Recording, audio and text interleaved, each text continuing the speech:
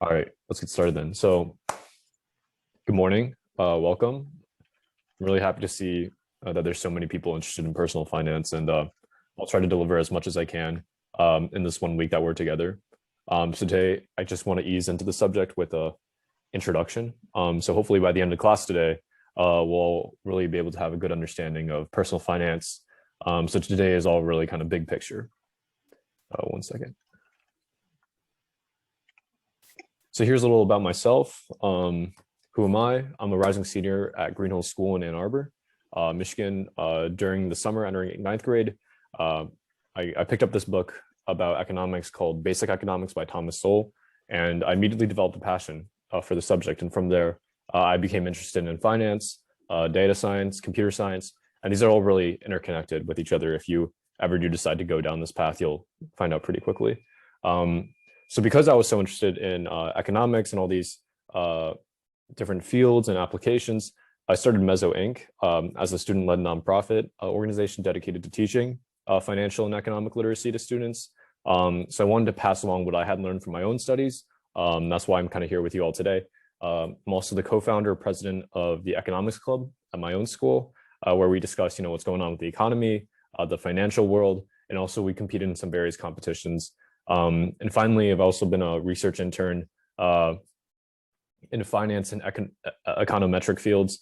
I'm actually currently working with some professors on analyzing the effect of price gouging regulation amidst the COVID-19 pandemic right now. So really interesting stuff if you do decide to go into it. But outside of academia, I'm also an avid tennis player, currently repping a Green Hills tennis shirt, even though, I'm not really good at it.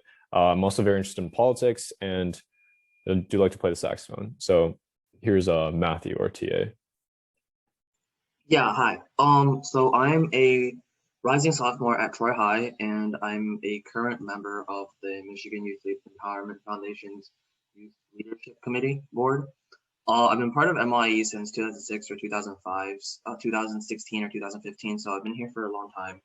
Some of my passions are DECA, which is basically a finance or econ, just business related competitions. And I qualified for ICDC, which is the international competition this year, which is pretty fun. My passions are basically in finance, or what Ryan said, just finance, data science, and stuff like that. Public speaking too, like HOSA, forensics debate, other things like that. Swimming, even though I'm not good at it, and music. So those are some of my hobbies.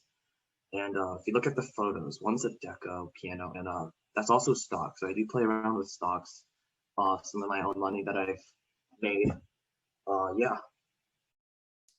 Yeah, so you'll be able to give us a brief glance at your portfolio on Friday, right, when we talk about investing. Yeah, definitely, I can. Unfortunately, I'm not super good. I haven't beaten the ETFs, which Ryan will talk about later. Yeah. But there are ways to invest that may be better than others and for beginners. So yeah, and that's something we'll look into on Friday. So really good segue there. So here we have the class rules. So I guess because we're trying to, do a little discussion based, we're trying to be more discussion based, and we're trying to get people more involved. If anyone would like to, raise their hand virtually or type in the chat and kind of read this for us as a volunteer. Matthew, I can't see the hand raises, so it's up to you. Oh yeah, I got it, totally. All right, Sean, go ahead. Oh yeah, do I just read them all or just the first one? Yeah, you can just go down the list. Click the raised hand icon on Zoom for questions. Share screen when asked. Cameras on at all time. Computers should only be used for class-related activities. No cell phone or other electronics during class. Use the chat box only when necessary. Try your best. Have fun. All right, thanks, Sean. But yeah, so here we have certification requirements. And one thing that I wanted to add is that Matthew is keeping track of camera stuff, and also because we're all volunteering, so because we're doing volunteer stuff, so he also keeps tracks of that, and that's going to go into considering your certificate and whatnot. I'm not too sure about the details, but that's not something I run, but just something to give the heads up. Like if you want to participate more, like, we can see that, and we recognize that. So would someone Real like to quick, read? can everyone have their last name in? Just because while I'm taking attendance, there are people with the same name, so it'd be great if you Oh, guys have your last yeah. names. Thank you all. In the meantime, would anyone like to read the certification requirements? I shall read. All right, Harrison, go ahead. Absences of no more than 20% of the total class hours. Being tardy for more than 10 minutes without a prior reason will be considered as an absence. Fail to submit assignments, including class assignments and homework, no more than one time. The final project meets the teacher's minimum requirements. No inappropriate behavior in the class that interferes with other students' learning environment. Other additional recognition will be added to your certificate at the teacher's discretion. All right, thanks, Harrison. And yeah, I mean, pretty self-explanatory stuff. Nothing too major. I guess, just participate, pay attention. I hope you learn a lot of stuff. And here's the certificate that I was talking about. And then here you have, these additional recognitions. So a little bit about myself, a bit about Matthew. Now, we want to know a little bit about all of you. So I have a brief introduction form. And here, let me send out the link right now in the chat. Actually, let me send, you guys all have access to Google Classroom, right? I'll send it out in the Google Classroom.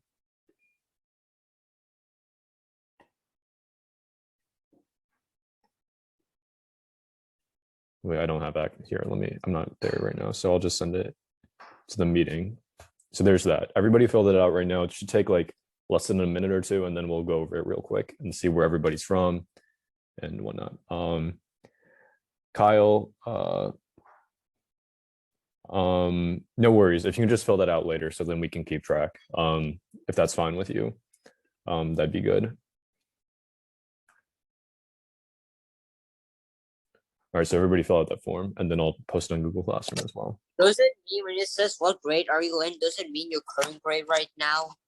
So usually when in the summer, you mark the grade that you're going to go into. So for example, I'm a rising senior. I'm going to be in 12th grade next year, so I write 12th.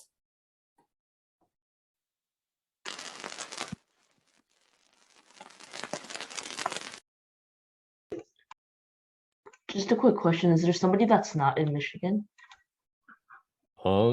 We'll find out. I have no idea because I was told that there are people from outside the state, so I guess I put it down.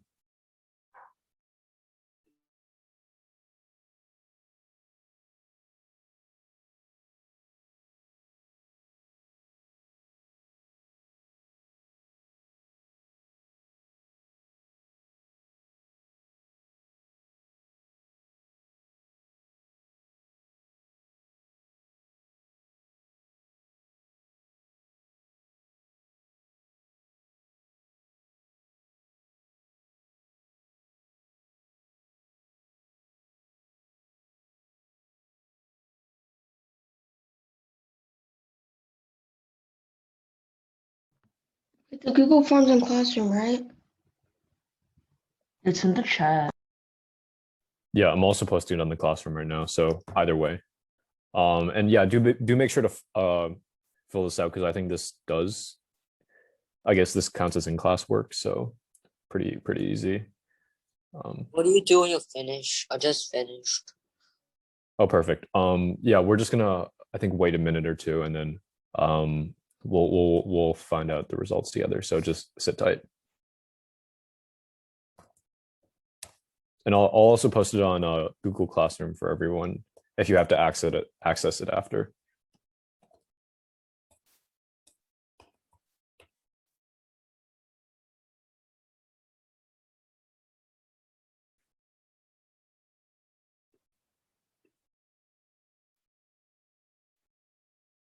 All right, we're currently at 26 responses, so still waiting on a few more.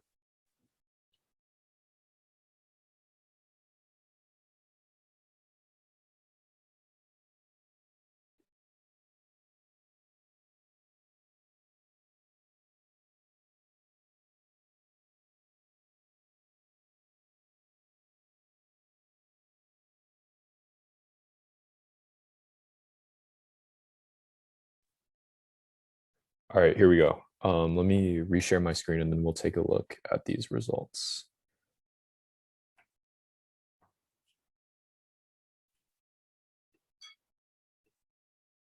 All right, so pretty diverse here in terms of grade. Looks like we have, let's see, 9th, 8th, 7th, and 6th. So mostly middle schoolers.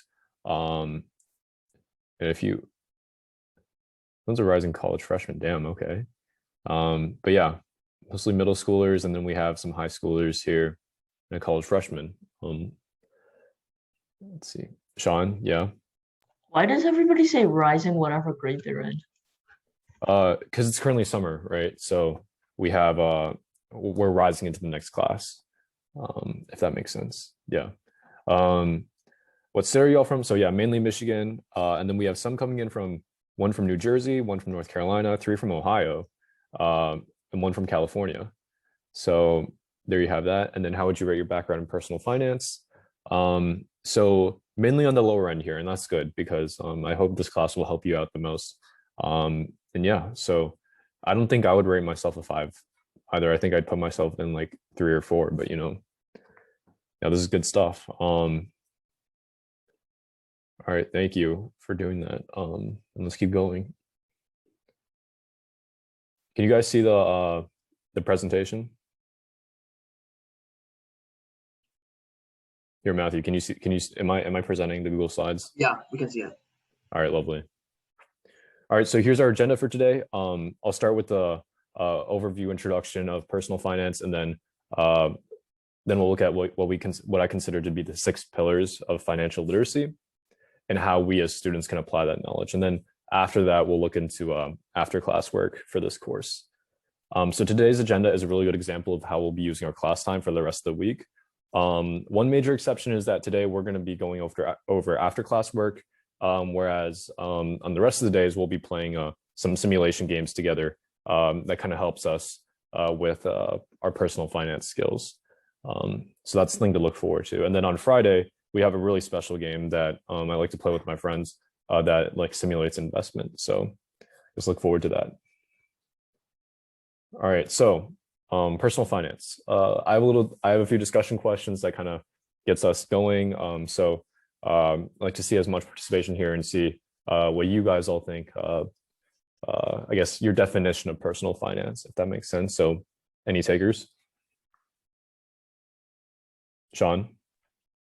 I either think it's 2 things. It's either where you're investing your money into, like stock or like your company or whatever. And second is your money managing skills, like would you rather spend like $100 on I don't know, a computer, or spend the $100 on like a shack or like a budget? So I think it's either like managing your money or like investing your money, or like yeah. And those 2 are really no, that's exactly right. And those 2 are really we'll find out those 2 are actually 2 of the pillars of personal finance. So that's really good. Harrison? All the assets and liabilities you own. Yeah, keeping track of your assets and liabilities is definitely part of personal finance. And that's something we're not going to be using those specific terms, but that's something we'll be looking into too as well when we talk about what exactly we own and what exactly we owe to people. All right, anyone else?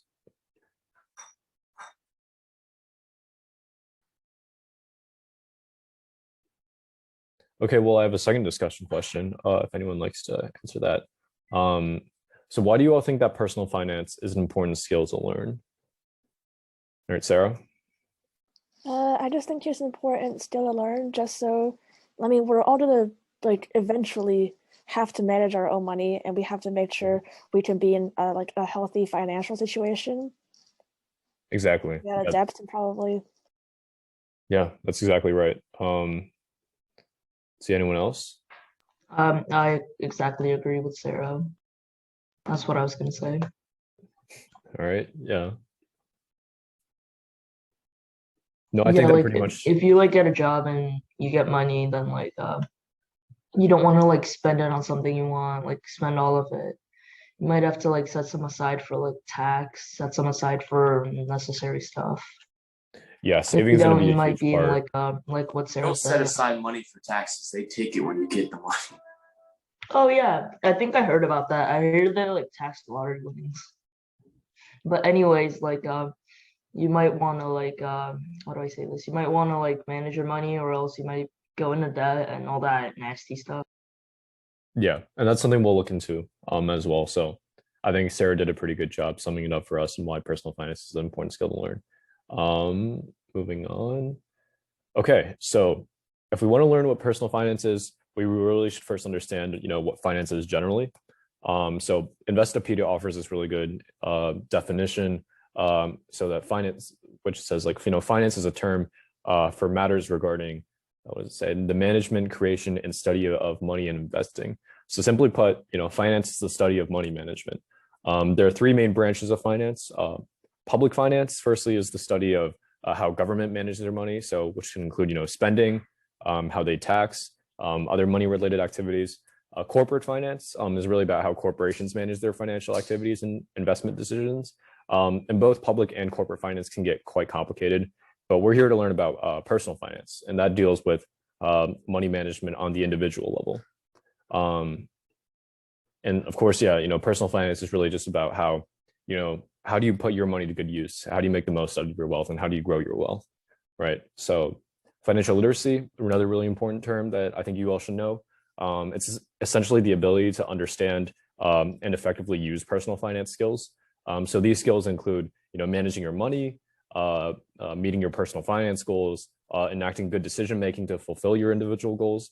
And, mastery of these skills are really at the heart of personal finance and being financially literate. And that's something we'll look into later as well. So why do we learn this, right? This is something that Sarah was trying to answer. So like, what's the significance of learning personal finance and financial literacy?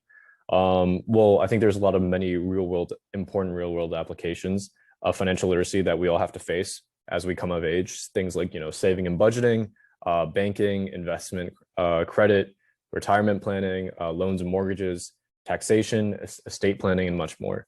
And we'll go into each of these as the course progresses. And then could someone read for me or read for us this section here, why we need to learn how to be financially literate?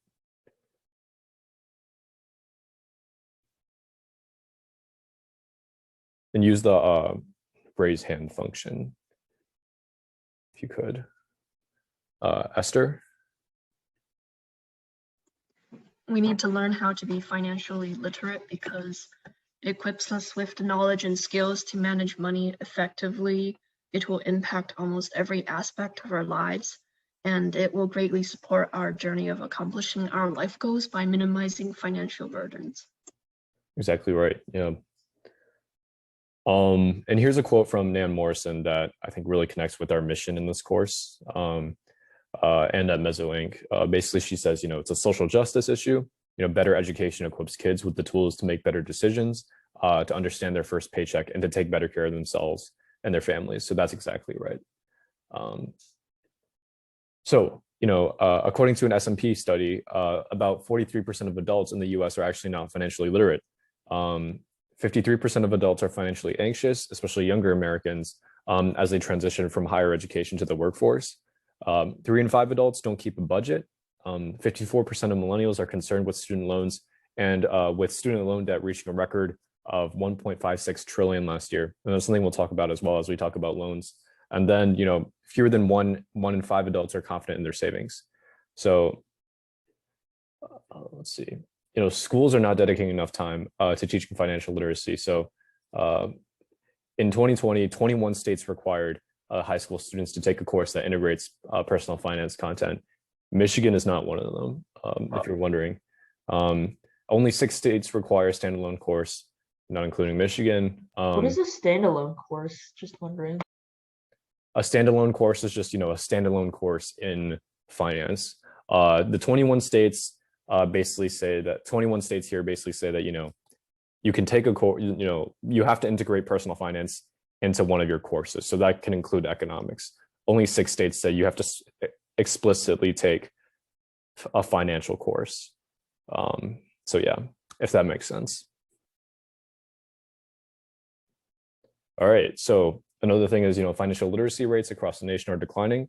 So young Americans are less educated on personal finance and overall monetary skills. So that's quite concerning as well. So going back here, this is a major public policy issue that really requires the reformation of our education system.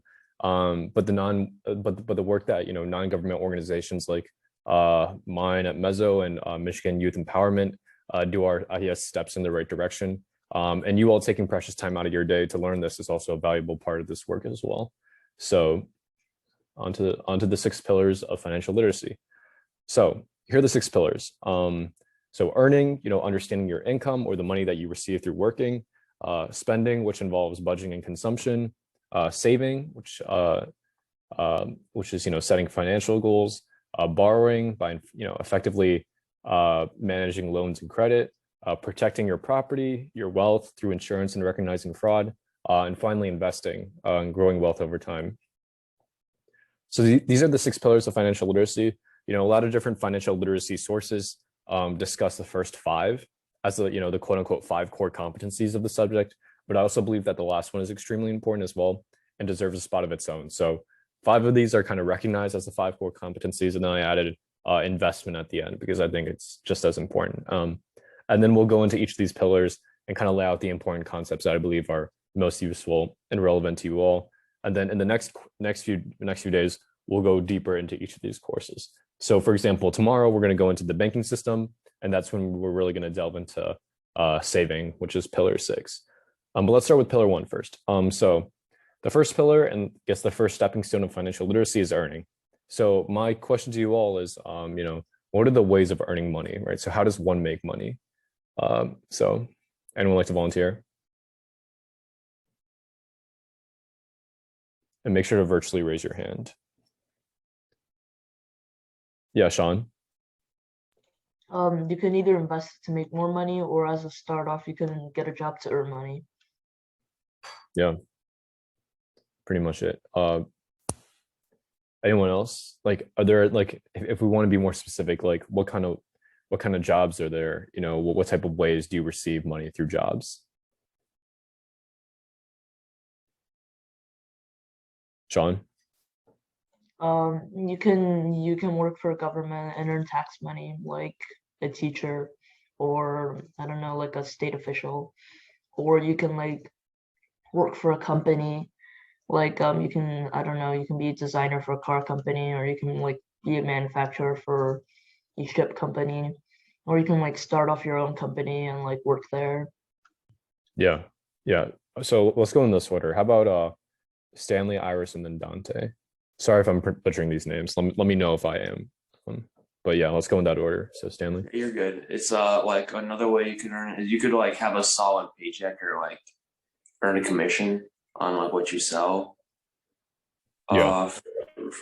For investing wise, it could be stocks. You could literally just put a certain amount of money in a company in exchange for what's it called? Like I don't forget what the word is. It's just like you give money to a company and they give you like a certain share. You give a certain share of the company back. Yeah. Pretty interchangeable with pretty interchangeable with stock and share, and then we'll go into that too. So yeah, that's exactly right, and we'll talk about that on Friday. Iris? Like selling goods or services, and maybe like making creative work, like writing books or like making art and then selling them. Mm-hmm. Yeah. Thank you. Dante? For jobs, you can either be paid hourly or in weekly or monthly paychecks. And I think the word Stanley was looking for was equity. Oh, was he? It maybe. Yeah, I mean, we'll talk about that all on Friday. So that's good. Thanks. Isn't equity just money? Not exactly. We'll go into that on Friday. We'll talk about what equity is. But no, yeah, what Dante was actually saying was what I was looking for. So earning is the first step of personal finance and financial literacy. Like you won't be able to spend, save, protect, or invest money if you don't have any in the first place, right? So the question is, how are you earning your money? So money can come in many different sources, but here are the three main methods. So firstly, you might have a job where you're being paid a fixed paycheck, and this can come in the form of a salary where you get a steady series of constant income through paychecks throughout the year. And then secondly, there are jobs, as Dante was mentioning, that offers varying income instead of a fixed one. And this pertains mainly to wage jobs, where you're being paid on an hourly basis. Having different schedules, maintaining different shifts in those jobs involves, involving varying income may cause your wage to shift and thus, alter your income. And other jobs that involve varying income could rely on your performance on the job. For example, stockbrokers, they get commission for the stuff that they sell. And a real estate agent makes more money if they're able to sell houses. So, just an example. And then finally, of course, you have entrepreneurship. I believe some people were talking about, offering their own goods and services. So that's what entrepreneurship is, right? Where you're starting your own business and may decide to, pay yourself in whatever method that best suits you and your business. So I guess what I'm trying to get at here is the general idea is that people are making money through different means. And because of this, they have different flows of income. This is important to understand because you can start managing your money before you can start managing your money, rather. You really need to know, how you're making your money and how much you're making. So this relates to the really important financial literacy skill, which is, the ability to determine your monthly income through calculations. But yeah, that's pillar one. So 1 down, 6 to go. The second pillar that builds off of earning is spending. So my question to you all is, how do you plan on spending your money, and what kind of goods and services do you plan on buying? So how do you want to spend your money? This is a pretty simple question, I think, for all of you. What do you all want, right? Sean? Well, as a kid, I don't have to pay for my house, and I don't have to pay for food, so I like to spend it on whatever I want. But these days there aren't really much to spend, so I've been saving it. What do you usually spend it on when you're not saving it? I play Pokemon with my friends, so I buy Pokemon cards or some other collectibles. And if we ever go on a vacation, I save my money for them too, to buy souvenirs. We actually went on a vacation maybe a week ago.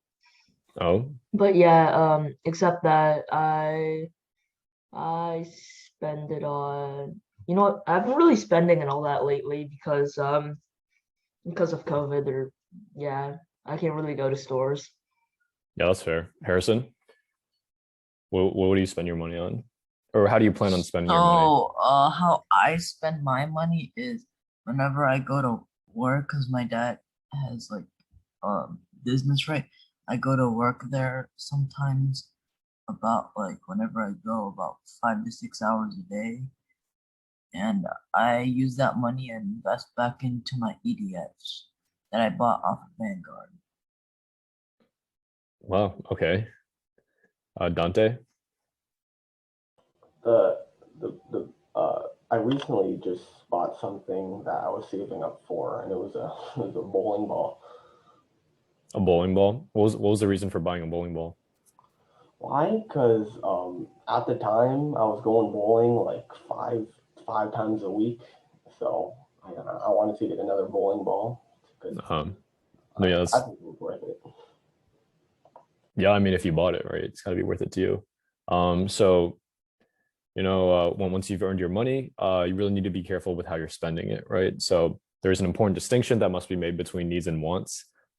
Some goods and services are really necessary for you to spend your money, just simply to maintain a basic standard of living. So this includes, food, water, gas, and electricity, housing, and transportation. But then you also have less necessary goods, right? That are more of things that you want rather than necessarily need. So entertainment, like Netflix, designer clothing, vacation trips, and more. These are all more wants than needs. So the important skill here is regarding spending is being able to create a personal budget to plan how to spend your money and develop spending habits.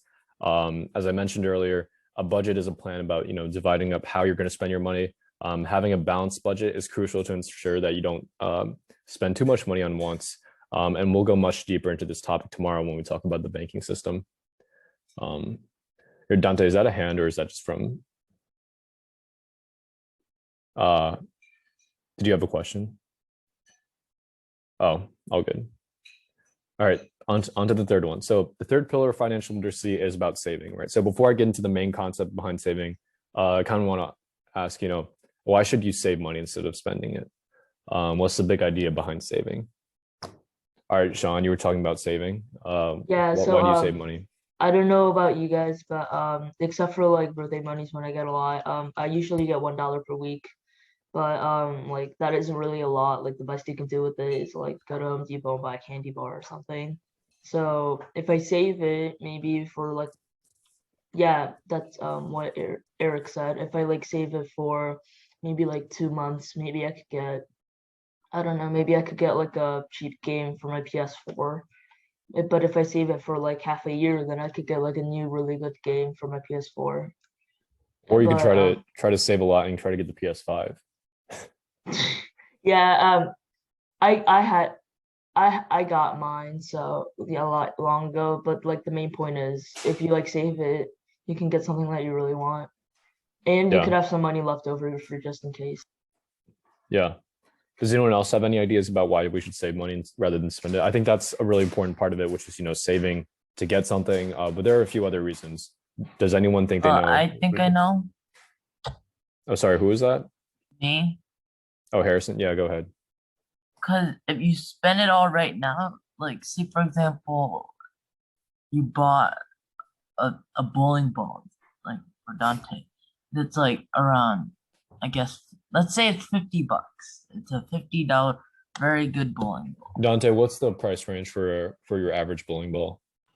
My bowling ball is just over $200. $200. Wow. Okay, Harrison, let's say $200. Okay, let's One say a expensive bowling bowling. ball is $200. Okay. Yeah.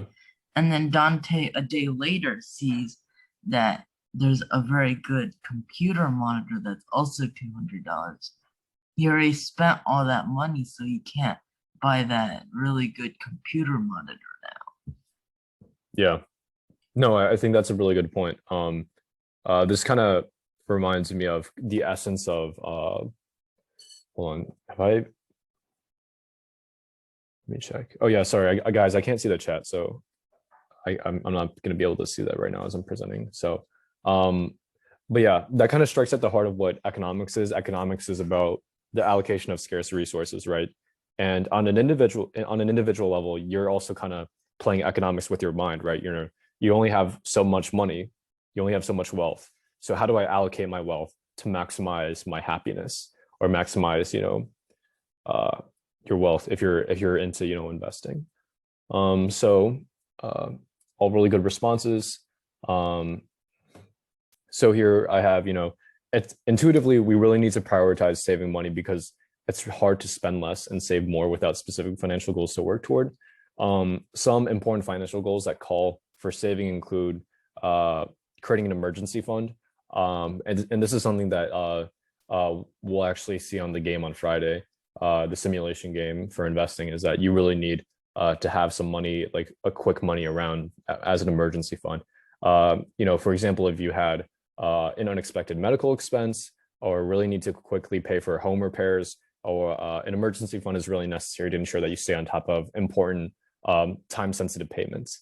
Other financial goals that include saving, they include, saving for retirement, saving for a really big purchase, like buying a computer or TV or a bowling ball. And then finally, saving is also really necessary for paying off personal debts, which is money that you owe to other people. So the underlying financial literacy skill that deals with saving is that you should be able to determine your financial goals and work to save money to fulfill those goals. And this skill really relates strongly with what we were talking about earlier with spending and budgeting. So these pillars really all build off of each other. All right, so the fourth pillar, financial literacy, is borrowing. So borrowing is a little more complex and deeper in content than the other pillars. So I'll actually be focusing on the central ideas of borrowing in, I believe, the third and fourth, day 3 and day 4. Yes, Jenny? No, I guess she didn't have a question. So today I'll just focus on the central ideas that are necessary to understand the concept. So to start off, my question to you all is, what are some reasons why you may need to borrow money? So any takers? Jenny? I think it's why is there some reasons you may need to borrow money? I would say because if you don't have enough, you can borrow it from someone. Yeah, that's kind of the heart of the reason, right? And then the question is, why do you not have enough, right? What's limiting you? Which is, I think that's something we'll explore. Esther? You might need to borrow money because you want to buy something like a house and you're unable to save up enough money for it otherwise. Yeah. But Dante, isn't that called the mortgage? Yeah. Yeah. Yeah. And we'll go into that too. Dante, is that what you were going to say? Yeah. Yeah. Okay, all good. Sarah?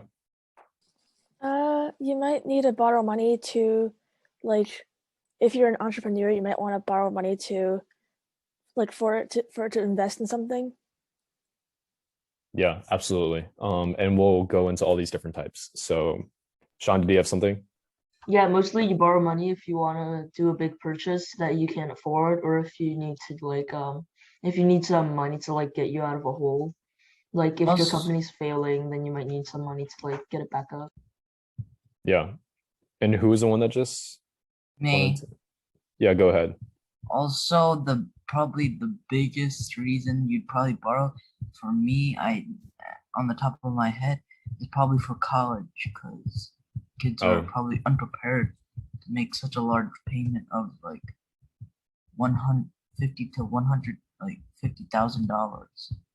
Yeah, I mean, well, I hope you're not carrying the brunt of that, right? I think it's a joint effort between you and your parents. And then of course, student loans too are a really, really important part of financing college. It's really hard to get a scholarship. Yeah. But my friends, like, even if you do get a scholarship, even for like say $1,000 a year, and you're there for 5 years to get your master's degree, and like each year is about $30,000, that's still $150,000 to pay. And then you could study hard to get a full scholarship. Yeah, I mean, scholarships are a part of trying to finance college, your college education, right? But it's not everybody's if you want to get to a very, very good like school, getting a good scholarship is gonna be really hard. Yeah, and we actually have a game that kind of simulates you trying to finance college as you go through college in the coming days. So that's something that you two might look forward to. But let's move on here. So the basic idea here is that borrowing money is a necessary step for covering large expenses in life, kind of what Sean was saying. Sometimes saving is not quite enough to fulfill these purchases, and you need to take out a loan, right? Which simply means borrowing money from a lender. And this lender is typically a bank, but it can be a whole host of financial institutions and anyone, right, including your family and friends. I don't know if you guys have ever borrowed money from your parents, but that's definitely an option. Some large expenses that may need loans, as shown here, include buying a house, where you may need to take out a loan known as a mortgage, as people were mentioning earlier. Buying a car, where you take out an auto loan. Paying for college expenses, where you may try to take out a student loan, or try to gun for a scholarship, or you may be running a business. And I think this is what Sarah was saying, or Esther. I'm not sorry, I'm not too sure, but running a business and requiring a business loan to help bolster the business and create growth. Overall, the important financial literacy skill regarding borrowing is being able to find the best loan options for fulfilling your expenses and overall personal goals. And like I said earlier, we're going to be exploring this pillar in much greater depth on Wednesday and Thursday. All right, the fifth pillars. Jeez. So fifth pillar of financial literacy is protecting. So my question to you all is, what possible threats are there to your wealth, your property, and yourself? There's a big one called debt. Yeah, I guess that is one. But I was more, uh, I guess anyone else? Esther? For some people, if you fall sick and are unable to work, you might not be able to earn enough money to support yourself. Yeah, that's exactly right. And the medical bills are going to be insane, right? Iris? Maybe if you were like laid off by your company and you have to find another new work. Yeah, that's fair. Yeah, because you're not going to have an income anymore, right? Yeah, and if some bank digs up like an old thing and they says like you haven't paid anything for your rent and they have to like take your house. It's called eviction. Yeah. Well, no, happens that's in, called like, book. foreclosure. That's called foreclosure. Eviction is, well, they evict you once. Eviction is like you kick someone out of their house. Yeah.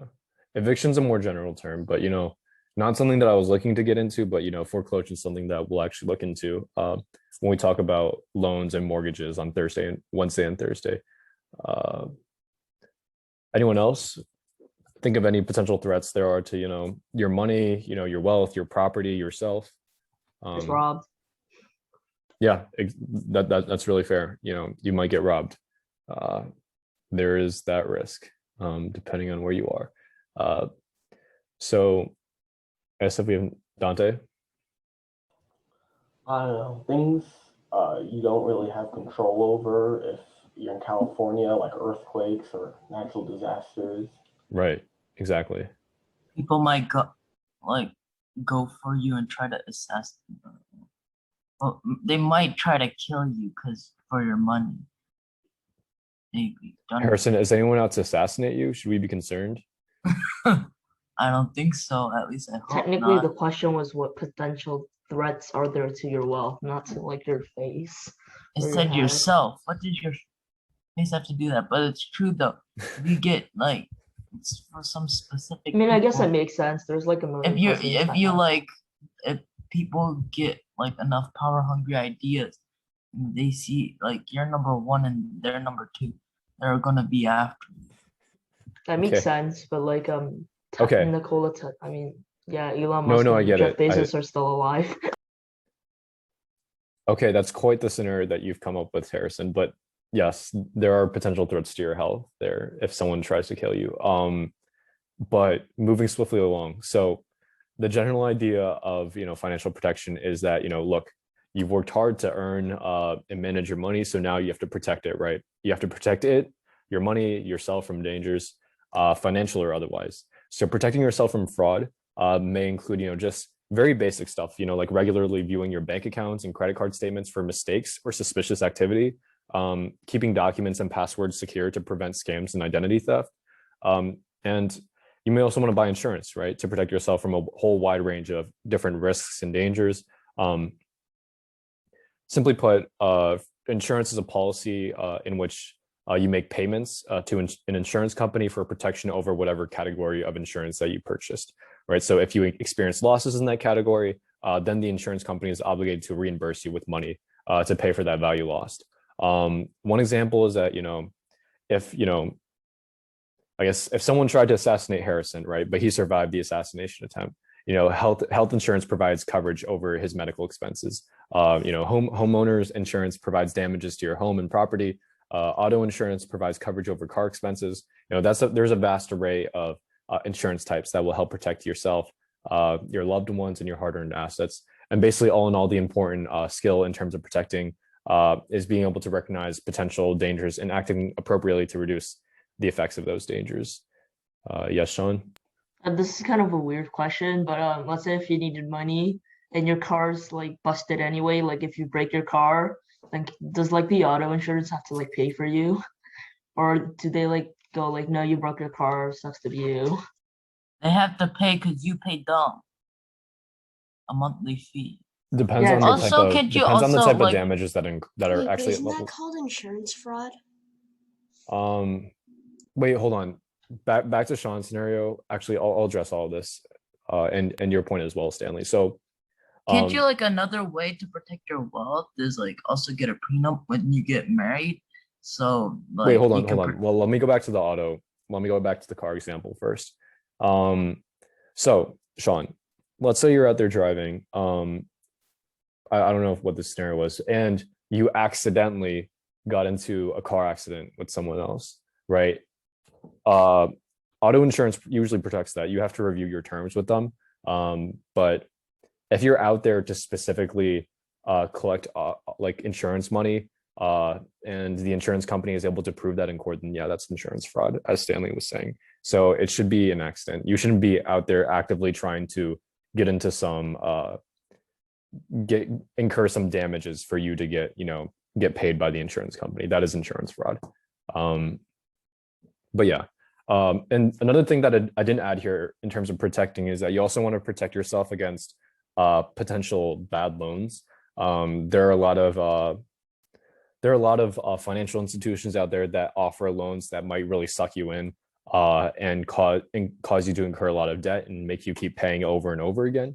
And recognizing what is a good loan, like recognizing good loan terms and bad loan terms, or predatory lending is another really important skill in terms of protecting.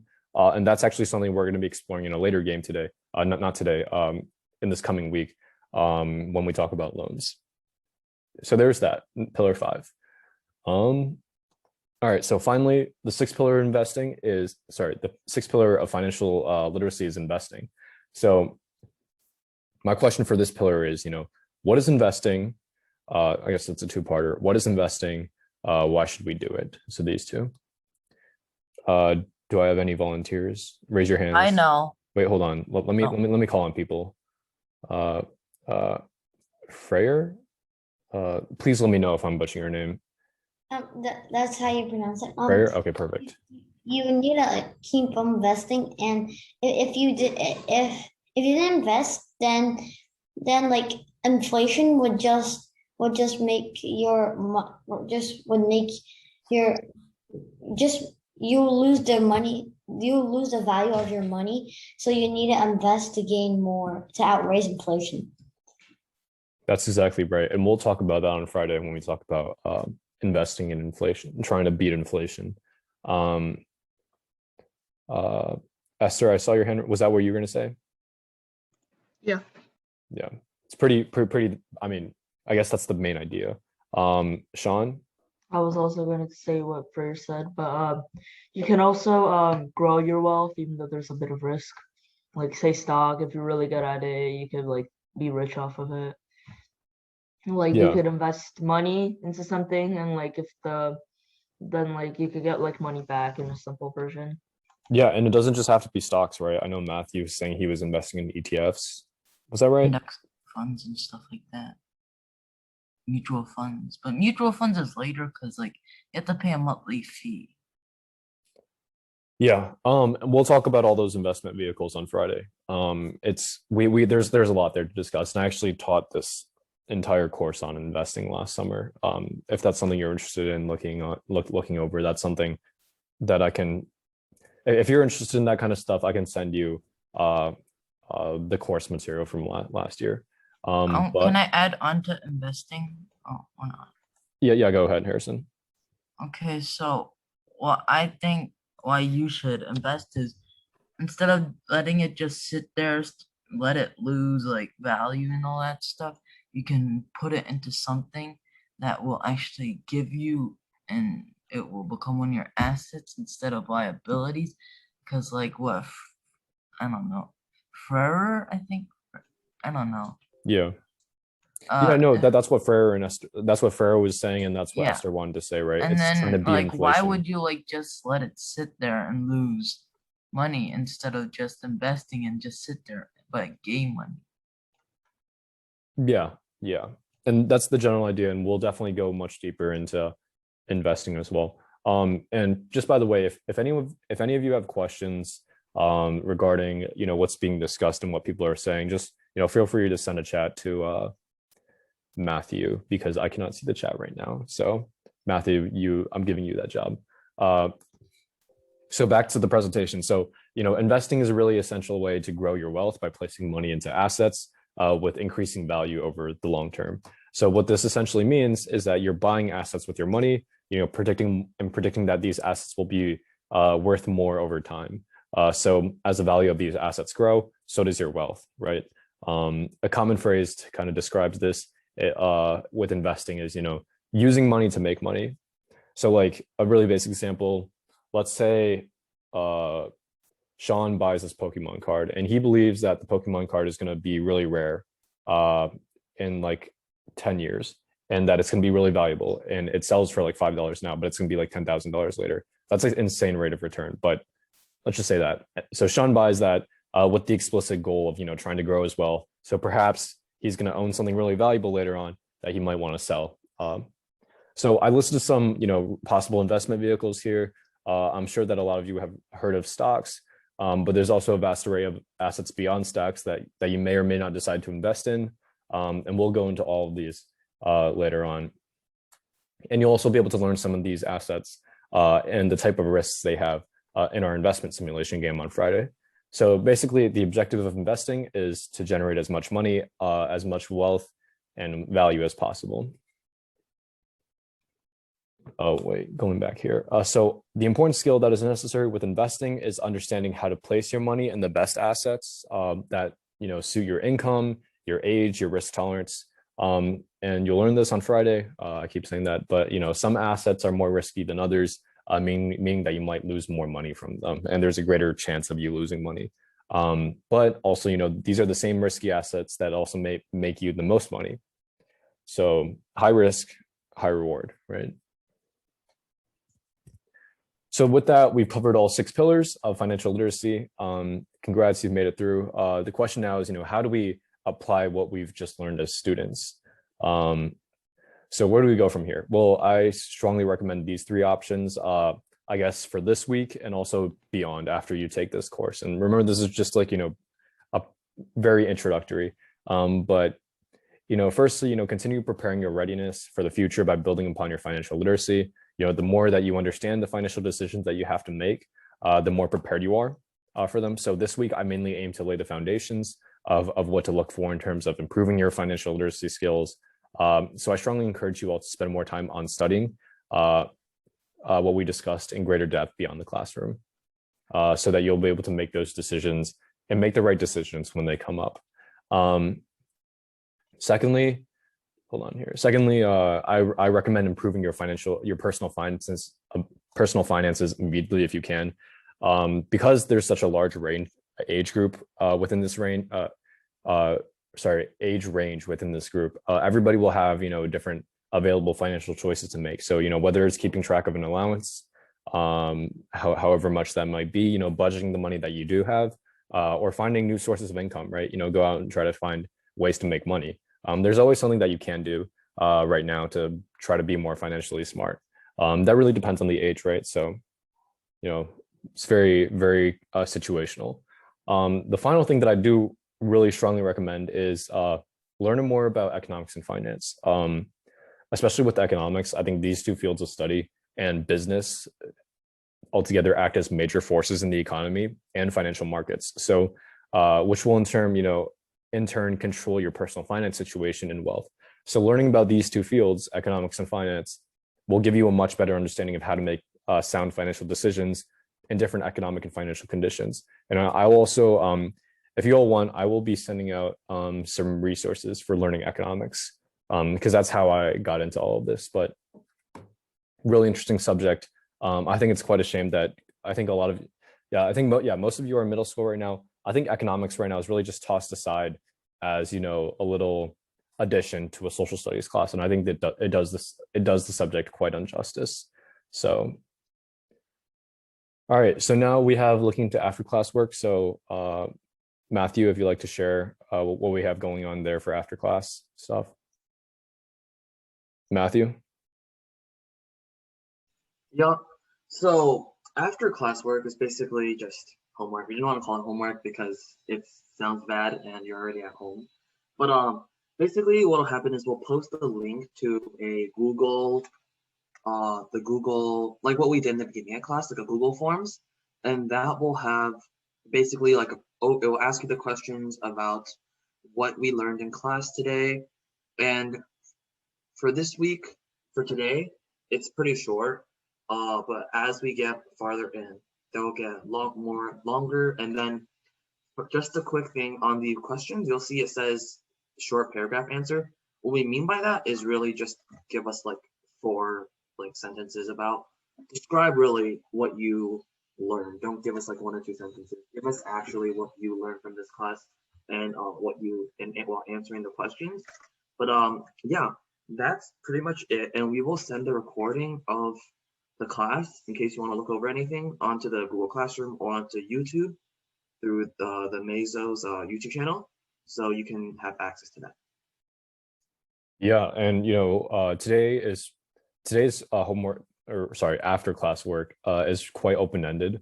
So we have open-ended questions, but in the coming days, where we learn a little more information and we learn a bit more about some more detailed stuff, there's going to be right or wrong. So those are going to be graded by Matthew and I. I guess that accounts for your certification at the end, along with I guess keeping your camera on and answering questions. So you all did a really good job today. I hope that for tomorrow we can see some more participation from more people. I think trying to have more of a discussion-based classes would be quite nice.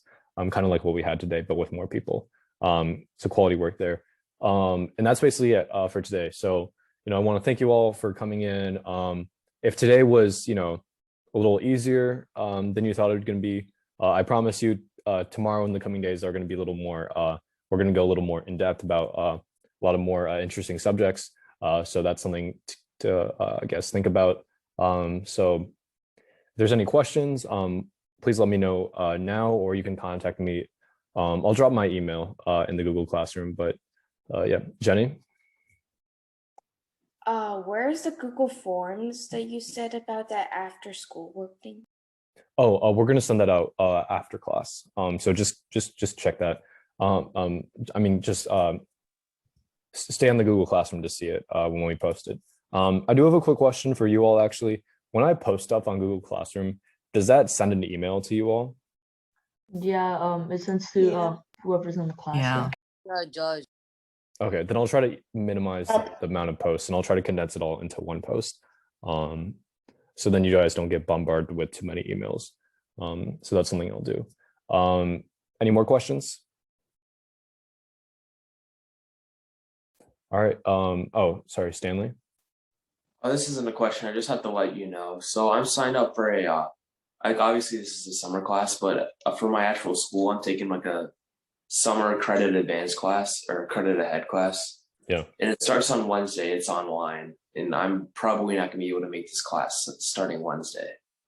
Oh yeah. So I mean, Wednesday, Thursday, and Friday, I'm just going to miss. If you could like just drop in the YouTube channel, that should be good. Just want to let you know. No worries.